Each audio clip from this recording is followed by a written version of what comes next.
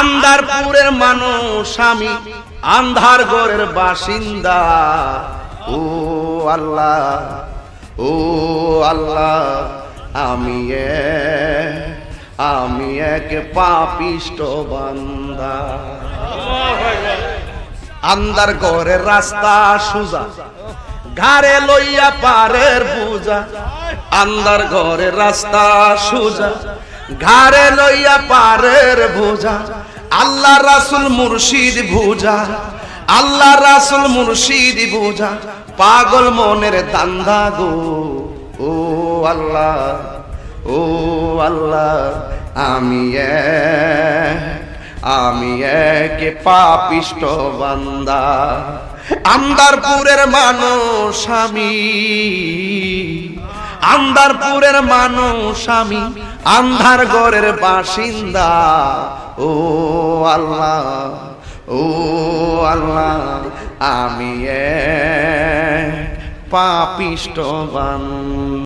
আন্দারপুরের মানুষ আমি,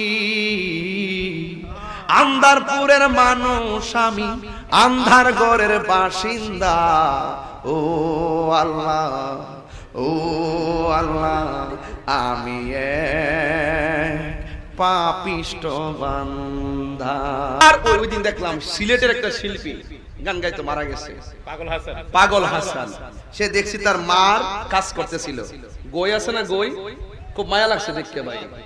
গই আছে না, লাঠির মধ্যে স্টিকের মধ্যে গই যে বদে, ওর আম্মার গইগুলা হে বসে বসে দিতেছে এই ছেলেটা। সে একটা গান গাইছে, এটা আমি কয়েকবার শুনছি, আমার ভালো লাগছে।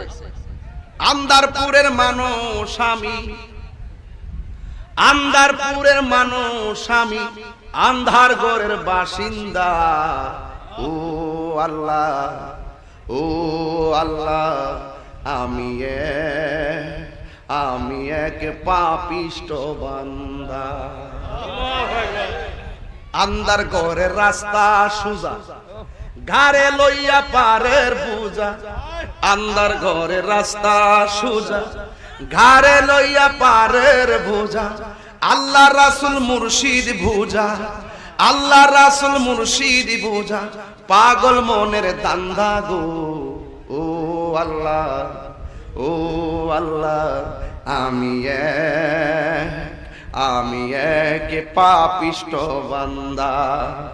আন্দারপুরের মানুষ আমি, আন্দারপুরের মানুষ আমি, আন্ধার ঘরের বাসিন্দা।